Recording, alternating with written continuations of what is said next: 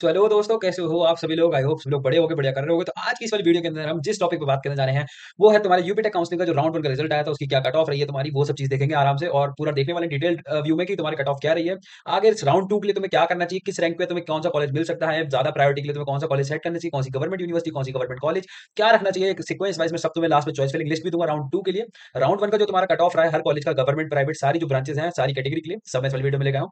तो वीडियो फटाफट से लाइक कर देना, इस चैनल पे तुम्हारे लिए आगे बहुत ज्यादा काम की चीजें आने वाली है, जैसे कोडिंग हो गया, टेक से रिलेटेड कोई भी कंटेंट हो गया, तुम्हारे बीटेक सीएससी की जो आगे जर्नी होने वाली है उसमें काफी ज्यादा तुम्हारी हेल्पफुल लेने वाला है चैनल। तो फटाफट इस चैनल को आगे जाने के लिए सब्सक्राइब कर लो फटाफट से, वीडियो को लाइक कर देना। स्टार्ट करते हैं। तो सबसे पहले बात करते हैं तुम्हारी जो काउंसलिंग की टाइमलाइन है। सबसे पहले फेज वन चल रहा है, तुम्हारी चॉइस फिलिंग तुमने करी थी, अब उसके अंदर तुमने फिर तुम्हारा सीट अलॉटमेंट हुआ है राउंड वन का, जिसके अंदर बहुत सारे लोगों की क्या प्रॉब्लम आई है कि राउंड वन के रिजल्ट अलॉट ही नहीं हुआ है, मतलब कि ग्लिच आया वेबसाइट में। जैसे मेरा एक रिसेंट में मेरे बच्चे की, मतलब एक अपने मतलब भाई कहूंगा उसको, मैंने उस भाई की करवाई थी, उसकी रैंक थी तुम्हारी ओवरऑल 95,000 रैंक थी।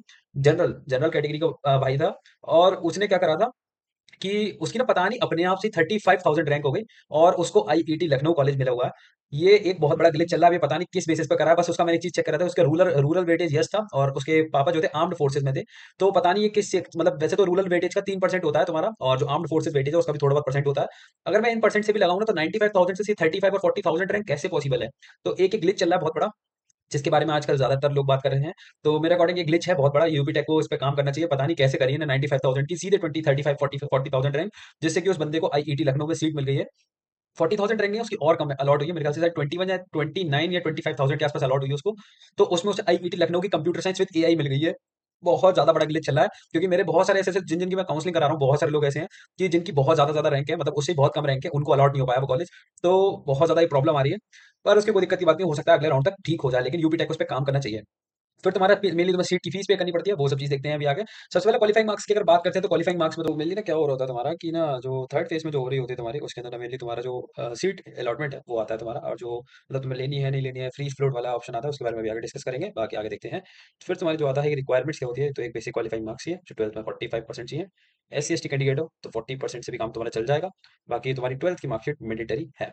मैथ्स और फिजिक्स तुम्हारे कंपलसरी सब्जेक्ट्स हो जाते हैं, जिसके अंदर मैथ्स और फिजिक्स होनी चाहिए, जो कि तुम्हारे हर चीज के लिए है। आइडेंटिफिकेशन के लिए तुम्हारा आधार कार्ड होना चाहिए, और अपार आईडी आज के टाइम पे चल रही है, जो कि तुम्हारे स्कूल में भी क्रिएट करवाते हैं, अपार आईडी भी होनी चाहिए तुम्हारे पास। बाकी तुम्हारा आधार कार्ड और तुम्हारा डिजी लॉकर वाली वेरिफिकेशन का भी काम चल जाएगा। अगर तुम कैटेगरी से बिलोंग करते हो तो तुम्हारे पास जैसे ओबीसी से हो तो उसका सर्टिफिकेट होना चाहिए, SC ST वाला सर्टिफिकेट होना चाहिए, जो कि 1 अप्रैल के बाद का होना चाहिए। इस चीज का तुम जरूर से जरूर ध्यान रखना, इनकम सर्टिफिकेट भी 1 अप्रैल के बाद का होना चाहिए अगर तुम TFW के हो तो। फिर बात करते हैं कि बहुत सारे लोग क्या करते हैं, ब्रांच वर्सेस कॉलेज चूज करते हैं। तो देखो मैं एक्चुअली अगर मैं बताऊँ ना, ब्रांच वर्सेस कॉलेज की बात करता हूँ, तो ब्रांच वर्सेस कॉलेज में ना मेनली ना तुम ब्रांच को मत चूज करना, कॉलेज की ज्यादा प्रेफरेंस होना, क्योंकि कॉलेज में ज्यादा बढ़िया रहता है। ब्रांच से कुछ भी नहीं होता है, मेनली प्लेसमेंट के लिए सब संग में ही बैठ रहे होते हैं। तो तुम कॉलेज ज्यादा प्रायोरिटाइज करना इंस्टेड ऑफ ब्रांच। बाकी मैं गवर्नमेंट की कट ऑफ की एनालिसिस करता हूँ कि क्या रहा तुम्हारा होम स्टेट, और तुम्हारे नॉर्मल जो तुम्हारे नॉर्मल जो रहते हैं उनके लिए देखते हैं, जो तुम्हारी अदर स्टेट के रहते हैं, और होम स्टेट वर्सेस कैटेगरी वाले भी देखेंगे सब कुछ। तो जैसे तुम्हारे आईटी लखनऊ है, इसकी 35,000 होम स्टेट की क्लोजिंग रही है। ओबीसी वाले हैं 43,000, और तुम्हारी ईडब्ल्यूएस वालों की 41,000। केएनआईटी सुल्तान की कंप्यूटर साइंस की तुम्हारी 53,000, 61,000 ओबीसी के लिए होम स्टेट चल रहा है, जो जो यूपी के डोमिसाइल लोग हैं उनके लिए बता रहा हूँ। ईडब्ल्यूएस वाले हैं 59,000, बीआईईटी झांसी की बात करता हूँ 71,000, ओबीसी 79, ईडब्ल्यूएस 77, राउंड वन की है। आईईटी लखनऊ 44, 51, और तुम्हारे एडब्ल्यूएस के लिए 49,000। और फिर तुम्हारा CAS लखनऊ गया, तुम्हारा सेंटर ऑफ एडवांस स्टडीज जो तुम्हारा मेन एकेटिवा कैंपस है, उसकी कट ऑफ क्या रही है 89,000, ओबीसी के लिए 98,000 और ईडब्ल्यूएस के लिए 95,000। बाकी बात करते हैं तुम्हारा मेनली दिक्कत क्या रही है कि बहुत सारे लोगों को ना, जैसे मैंने तुमसे कहा था कि 35,000 पे भी आईटी लखनऊ के अंदर तुम्हारी कंप्यूटर साइंस मिली है। बहुत ज्यादा दिक्कत है इस चीज की, क्योंकि ये जो रैंक की शिफ्टिंग हुई है ना ग्लिच की वजह से, क्योंकि ग्लिच ना काम कर रहा है जो भी है, इनके एपीआई के सर्वर में प्रॉब्लम है, तो उसकी वजह से ग्लिच की वजह से ना थोड़ी सी प्रॉब्लम हो रही है। डेटा जो फेच करा गया तुम्हारे जेई मेंस के स्कोर कार्ड से, वो गलत फेच कर लिया ना, गलत रैंक ले लिए। तो उसके हिसाब से ना थोड़ा सा दिक्कत आ रही है काउंसलिंग में। तो ऐसी कोई दिक्कत की बात नहीं है, हो सकता है राउंड टू में ये प्रॉब्लम सॉल्व हो जाए। बाकी हम आरएसीज की बात कर सकते हैं, जैसे जो बड़े बड़े आरएसीज है, जैसे सोनभद्र हो गया 92 पे तुम्हारी क्लोजिंग रैंक है, जनरल होम स्टेट। ओबीसी के लिए 1 लाख, SC ST वाले के लिए 2 लाख तक गई है। आरएसी बिजनौर की बात कर लेते हैं, आईटी है उसके अंदर, टॉप की ब्रांच जो है कंप्यूटर साइंस से रिलेटेड 98,000, ओबीसी के लिए 1 लाख, SC के लिए 2.5 लाख रैंक के आसपास की 2,25,000 दिख रही है। जैसे आरएसी बांदा की बात करते हैं, आईटी है तुम्हारी 1 लाख रैंक के आसपास गई है, 1,15,000 ओबीसी के लिए, SC के लिए तुम्हारी 2,35,000। अगर मैं आरएसी अम्बेडकर नगर की बात करता हूँ तो उसके अंदर भी आईटी ब्रांच है तुम्हारी, 94,000 तुम्हारी अप्रॉक्स कट ऑफ गई है उसकी। ओबीसी के लिए बात करूँ 1 लाख, और तुम्हारी SC के लिए बात करूँ 2 लाख के आसपास, 2,18,000 के आसपास गई है। बाकी तुम इसका स्क्रीन मतलब पॉज करके इसको तुम चेक कर सकते हो। बाकी बात करता हूँ प्लेसमेंट्स की, प्लेसमेंट्स किसमें बेटर है। तो मैं प्लेसमेंट्स के अकॉर्डिंग अगर देखूँ तो आईटी लखनऊ, केएनआईटी सुल्तानपुर, बीआईटी झांसी, फिर एकेजीसी और फिर जीएल बजाज। काफी अच्छे अच्छे प्लेसमेंट्स हैं इनके, जैसे तुम सामने देख पा रहे हो। 15 एलपीए का एवरेज, 11 एलपीए का एवरेज, 9 एलपीए, 7.8, 7.4। ये तुम्हारे जो एवरेजेस जो यहाँ पे गिवन है, ये तुम्हारे सारी ब्रांचेस के जो टोटल एवरेज आता है कॉलेज का, वो वाला एवरेज गिवन है। तुम ब्रांच वाइज मत समझ लेना इसको, ठीक है। तो ये चीज तुम देख सकते हो। बाकी अगर मैं लास्ट में तो बताऊंगा कि तुम्हें क्या चॉइस फिलिंग भरनी है जिससे कि तुम्हें बेटर कॉलेज मिल पाए तुम्हारी रैंक के अकॉर्डिंग। तो फिर अब मैं प्राइवेट की कट ऑफ एनालिसिस कर लेता हूँ। तो जैसे एक जीसी जो हो गया तुम्हारा, वो तुम्हारा 71,000 पे ओपनिंग हुई, और तुम्हारा 1,33,000 पे क्लोज हो गई जनरल के लिए। ओबीसी वालों के लिए एक 1.5 लाख पे। और जो गलगोटियास कॉलेज था तुम्हारा, Galgotias college of engineering technology, उसकी कंप्यूटर साइंस 88 पे स्टार्ट हुई, 88,000 पे जनरल के लिए। और तुम्हारी जो क्लोज हो गई 1.5 लाख के आसपास पे क्लोज हो गई जनरल के लिए, ओबीसी के लिए 1,80,000 पे। जीएल बजाज की बात करता हूँ, 94,000 पे ओपन होती है, 1,72,000 पे तुम्हारी 1,72,000 पे क्लोज हो जाती है। ओबीसी के लिए तुम्हारी ये रही। एबीएस इंजीनियरिंग कॉलेज की बात करता हूँ, सीएससी कोर है उसकी, 1 लाख पे स्टार्ट होती है तुम्हारी और 2 लाख पे खत्म हो जाती है। ये तुम्हारी ओबीसी के लिए दो मतलब 2,30,000 तक एक्सटेंड हो सकती है, ठीक है। ये चीज तुम देख लेना। बात करता हूँ तो मैं टायर 2 के जो प्राइवेट कॉलेज है, जैसे एनआईटी हो, गलगोटिया हो, PSIT, IMSEC, MIET Meerut, IIMT greater Noida, इनकी क्या गई है। तो सामने तुम्हारे ये रहा ओपनिंग रैंक, ये रहा तुम्हारी क्लोजिंग रैंक, ये रही मतलब ये sorry closing rank general state की ये रही, जनरल होम स्टेट की, एचएस मतलब होम स्टेट, यूपी वाले। यूपी वालों की जो होम स्टेट की कट ऑफ गई है वो ये रही। ओबीसी वालों की जो होम स्टेट की कट ऑफ गई ये रही। एससी वालों की जो होम स्टेट की कट ऑफ गई है वो ये रही आपके सामने। जिस जिस जने को अलॉट हुआ है कॉलेज वो अपनी रैंक चेक कर सकते हो। बाकी जो भी दिक्कत आए कमेंट करके जरूर बताना, मैं सबका रिप्लाई पर्सनली करता हूँ। बाकी बात करते हैं तुम्हारी गवर्नमेंट वर्सेस प्राइवेट की, रिटर्न ऑफ इन्वेस्टमेंट की। गवर्नमेंट में तो फीस कम मिल जाएगी, हॉस्टल की फीस थोड़ी सी कम देखने को मिल जाएगी। बाकी तुम्हारे प्लेसमेंट थोड़े से बेटर देखने को मिल जाएंगे, इंफ्रास्ट्रक्चर बढ़िया देखने को मिल जाएगा, वहाँ पे कोडिंग कल्चर काफी अच्छा देखने को मिल जाएगा, और काफी अच्छे अच्छे लोग तुम्हें देखने को वहाँ पे मिल जाएंगे। प्राइवेट की बात करता हूँ, प्राइवेट में तुम्हें ग्रेटर नोएडा, कल गाजियाबाद जैसा अच्छा एनवायरमेंट तुम्हें देखने को मिल जाएगा, दिल्ली एनसीआर वाला रीजन तुम्हें देखने को मिल जाएगा, काफी बड़ी बड़ी कॉलेज देखने को मिल जाएंगे। थोड़ी सी फीस ज्यादा हो सकती है। ऑटोनॉमस कॉलेज देखने को मिल जाएंगे जो कि खुद से पेपर करा रहे होंगे, एकेटीयू से उनका कोई भी मतलब नहीं होगा, तो थोड़ी सी तुम्हें इंडिपेंडेंस देखने को मिल जाएगी, वहाँ पे छुट्टी भी कम मिल रही होगी। तो इन सब चीजों का ध्यान रखना। ऑटोनॉमस के अंदर छुट्टी बस 10-15 दिन की मिलती है, जो कि एकेटीयू वाले बच्चों को 2 महीने की अप्रॉक्स मिलती है। तो वो चीज़ तुम देख लेना, ठीक है।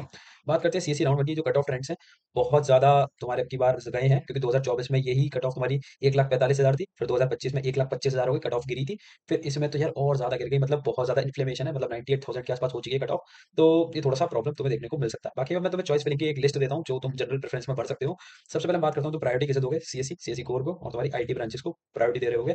सेकंड प्रायोरिटी तुम एआईएमएल और डाटा साइंस को दे रहे होगे। थर्ड प्रायोरिटी तुम ईसीई को दे रहे होगे। ईसी उन उन कॉलेजेस में ले सकते हो जिस जिस कॉलेज में तुम्हें बढ़िया ब्रांचेस मिलने की संभावना है। मैं तुम्हें लास्ट में एक बढ़िया चीज भी बताऊंगा जिसकी मदद से तुम्हारी मतलब बेकार ब्रांच लेके भी तुम उस बढ़िया कॉलेज के अंदर ऊपर ब्रांच में जा सकते हो, जो कि ज्यादातर जो काउंसलर्स हैं वो तुम्हारे वो लोग करवाते हैं। फोर्थ तुम प्रायोरिटी में अगर तुम्हारा मन हो इलेक्ट्रिकल मैकेनिकल और तुम्हारा सिविल लेने का, तो तुम गवर्नमेंट कॉलेज के अंदर उसका भी ऑप्शन है, तुम उसको भी भर सकते हो। बाकी हम बात करते हैं तुम्हारी चॉइस फिलिंग लिस्ट की, तो तुम्हारा सबसे पहले आईआईटी लखनऊ की कंप्यूटर साइंस, डीएफडब्ल्यू। फिर तुम्हारी आईआईटी लखनऊ की तुम्हारी सादा वाली जो होती है सेल्फ फाइनेंस वाली और रेगुलर ब्रांचेज आ गई। फिर आईआईटी लखनऊ की तुम्हारी आईटी आ गई, वो रख देना। फिर केएनआईटी सुल्तानपुर की कंप्यूटर साइंस आ गई। टीएफडब्ल्यू वाले ऑप्शन हो तो वो रख देना, वरना तुम रेगुलर भी रख सकते हो। फिर आगे केएनआईटी सुल्तानपुर की तुम्हारी सीएससी कोर, और जो तुम्हारी टीएफडब्ल्यू का तुम्हारे एप्लीकेबल है तो तुम टीएफडब्ल्यू को पहले रख सकते हो, फिर देन नॉर्मल भी रख सकते हो। फिर एकेजीसी की आ गई, फिर तुम्हारी गलगोटियास की आ गई, फिर जीएल बजाज ग्रेटर नोएडा की आ गई। फिर तुम्हारी अगर रैंक जो है 1.5 लाख से लेकर 4 लाख रैंक है, तो तुम एनआईईटी भर सकते हो, जीएनआईयूटी भर सकते हो, पीएसआईटी कानपुर, आईएमएस गाजियाबाद भर सकते हो, एमआईटी मेरठ हो गया, आईआईएमटी ग्रेटर नोएडा हो गया। और फिर तुम ये कॉलेजेस भी भर सकते हो, केएनआईटी, बीआईटी। अब देखो, अब मैं लास्ट में तुम्हें एक चीज बताऊंगा, इसके बाद पहले ये तुम्हें डिस्कस कर लेता हूँ, ठीक है। तुम ना मेनली ना ये तुम्हारी स्लाइड्स के ऊपर ना लिख रहा है यहाँ पे तुम्हारा मेनली कितनी रैंक के लिए है तुम्हारी, तो इन रैंक को पढ़ के तुम अपनी अकॉर्डिंग देख सकते हो, वीडियो को पॉज करके देख लेना, ठीक है। देखो 50,000 के अंदर तुम्हारी रैंक है तो ये रहा तुम्हारे लिए, पॉज कर लो। 50,000 से 1.5 लाख रैंक है, ये रहा तुम्हारे लिए, पॉज करके इसको पढ़ो। 1.5 लाख से 4 लाख रैंक है तुम्हारी, ये रहा तुम्हारे लिए, पॉज करो इसको पढ़ो। 5 लाख से 14 लाख रैंक है तुम्हारे, ऑप्शन ये रहे, पॉज करो पढ़ो इनको। अब मेरी बारी आती है, अब मैं इसमें क्या बताने जा रहा हूँ कि देखो, अगर मैं नॉर्मल अगर चॉइस लिस्ट की बात करता हूँ, तो तुम देखो क्या कर सकते हो, आईआईटी लखनऊ, केएनआईटी सुल्तानपुर, बीआईटी झांसी और रैक का कोई सा अगर तुम्हें कॉलेज चाहिए तो तुम उसको रखो अपने साथ, उसको रखो अपनी लिस्ट में। एकेजीसी गाजियाबाद सबको रखो, जितने भी हैं, चाहे तुम्हारे रैंक 14 लाख ही क्यों ना हो, क्योंकि ग्लिच चल रहा है ना वेबसाइट पर, हो सकता है तुम्हें तुक्के में मिल जाए।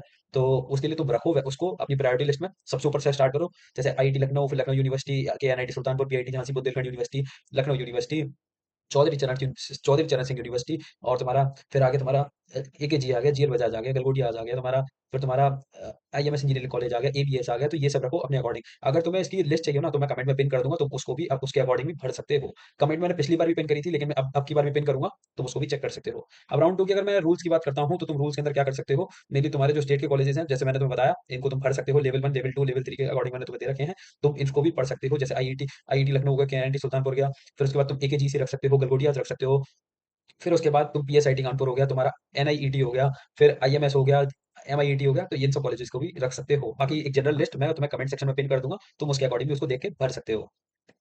बाकी मैं बात करता हूँ अब तुम्हें क्या करना होगा। तुम्हें सबसे ज्यादा ध्यान रखना होगा कि तुम सीट को फ्लोट कर रहे हो, पैसे अगर तुम्हें सीट अलॉट हुई है, मतलब तुम्हें जैसे कोई सपोज कॉलेज मिल गया राउंड 1 के अलॉटमेंट में, तो तुम्हें वहां पे फ्लोट करना है, पैसे पे करने हैं, उसको फ्लोट करना है। कभी भी उसको फ्रीज मत कर देना, बहुत बेकार हो जाएगा। फ्लोट करने का मतलब है तुम आगे तीनों राउंड खेलने वाले हो, तो वो चीज ध्यान रखना। टीएफडब्ल्यू मिल रही है, बढ़िया चीज है, उसे संभाल कर रखो। बाकी रिस्क क्या है कि अगर तुम मतलब तुम 3 राउंड तक ही ना काउंसलिंग के अपनी जो चॉइस फिलिंग उसको चेंज कर पा रहे होगे, राउंड थर्ड के बाद तुम उसको चेंज नहीं कर पाओगे। तो राउंड थर्ड में तुम ऐसी लिस्ट रखना जो कि तुम्हें फाइनलाइज कॉलेज चाहिए ही चाहिए, वही वाले रखना। बाकी मैं तुम्हें लास्ट में एक ऐसी चीज बताऊंगा ना, जिसके थ्रू तुम्हें ना लोअर ब्रांच से तुम्हें टॉप ब्रांच में पहुंच जाओगे किसी बढ़िया कॉलेज के अंदर, तो वो चीज सुन के जाना, ठीक है। बाकी मैं बात करता हूँ टायर 3 ऑप्शंस की, तो तुम्हारा अगर ड्रीम मैं चॉइसेस की बात करता हूँ, तो 15% तुम उनको रखना टॉप पे। फिर उसके बाद जो तुम्हारे टारगेट चॉइस है, जिस जो तुम्हें लगता है कि मिल सकते हैं, उसको फिर बीच में रखना। और फिर जो तुम्हें नहीं चाहिए हो ना, उसको रखना ही मत, या फिर लास्ट में रख सकते हो, एक सेफर ऑप्शन की तरह, मतलब बैकअप होता है ना, बैकअप की तरह उनको रख सकते हो। बाकी मैं सीट प्रोटोकॉल की बात करता हूँ, तुम्हारा वही मैं जैसे मैंने बताया, फ्रीज और तुम्हारा फ्लोट का, मेनली तुम्हें फ्लोट करना है। फ्रीज तुम तब कर सकते हो जब तुम्हें 100% सेटिस्फाई हो कि हाँ तुम्हें सीट चाहिए चाहिए, तब तुम फ्रीज करना, वरना तुम फ्लोट कर सकते हो। बाकी तुम्हारे 20,000 रुपए जनरल ईडब्ल्यूएस और तुम्हारे जो ओबीसी वाले बच्चे हैं, इनके 20,000 रुपए जा रहे होंगे। बाकी जो SC ST वाले बच्चों के 12,000 रुपए जा रहे होंगे, जो कि बाद में तुम्हारी जो फीस है ना, फीस के अंदर एडजस्ट कर देंगे, तो उसकी कोई दिक्कत की बात नहीं है। बाकी तुम्हें ट्रैप के अंदर क्या करना है, मतलब फंसना नहीं है, कोई भी बेकार कॉलेज के अंदर टीएफडब्ल्यू नहीं चूज करनी है। जैसे मैंने तुमसे कहा था कि जो तुमसे 4-5 लाख रुपए ले रहे होंगे 4 साल के, वो बहुत बड़ा ट्रैप है टीएफडब्ल्यू का। जैसे मैं तुम्हें कॉलेज बता रखे, लॉयड हो गया, तुम्हारा एक्यूरेट हो गया, बाकी अदर कॉलेजेस भी हैं, जैसे मैं तुम्हें बता रखा है, चिनॉइड हो गया, GNIOD ग्रुप का कॉलेज है, वो भी काफी ज्यादा फ्रॉड करते हैं ये लोग, तो थोड़ा सा संभल के रखते रहना। बाकी तुम्हें ना एरर ना हो, तो एक बार में जब तुम चॉइस फिलिंग भर लो, उसे लॉक करने से पहले ना एक बार पूरी चेक कर लेना कि तुमने सही भरी है नहीं भरी है। पता चला कभी कभी गलती भी हो जाती है कि टीएफडब्ल्यू की जगह कोई और सी ब्रांच भर दी, गलती हो गई, फिर वही ब्रांच अलॉट हो गई, लास्ट राउंड था, फिर दिक्कत आ गई। तो इन सब चीजों से बच के। बाकी मैं बात करता हूँ तुम्हारी एक स्मार्ट ट्रिक की, तुम क्या कर सकते हो, जैसे तुम्हारी रैंक बहुत ज्यादा है, मतलब मैंने माना 10 लाख है, तो तुम एक ट्रिक कर सकते हो, जैसे बता रहा हूँ तुम्हें। देखो, अगर मैं मानता हूँ तुम अगर गलगोटियास के अंदर तुम्हें ईसी ब्रांच मिल जाती है, सपोज कर रहा हूँ गलगोटियास के अंदर तुम्हें ईसी ब्रांच मिल जाती है, फिर तुम ना लास्ट राउंड में, मतलब फोर्थ या फिफ्थ राउंड में तुम्हारी फ्लोटिंग होती है, फ्लोट होती है सीट, मतलब इंटरनल स्लाइडिंग होती है। तो इंटरनल स्लाइडिंग में क्या होता है कि जैसे सीएससी की सीट अगर ऊपर खाली है ना, तो तुम नीचे से ना ऊपर पहुंच जाते हो। तो थोड़ा सा रिस्क है इस चीज में, लेकिन भैया वो कहते हैं ना, रिस्क है तो इश्क है, तो थोड़ा सा रिस्क तो लेना पड़ेगा जब तुम अगर गलगोटिया की ईसी भरोगे। हो सकता है गलगोटिया की सीएससी में सीट खाली हो, जो कि तुम्हारी बाद में स्पॉट स्पॉट राउंड में जा रही हो, तो स्पॉट राउंड में ना जाके ना वो तुम्हें इंटरनल स्लाइडिंग की मदद से ईसी में डायरेक्ट सीएससी में पहुंचा देंगे, या फिर सीएसई की ना छोड़ के CSE AIML CSE data science हो सकता है आईटी में पहुंचा दें।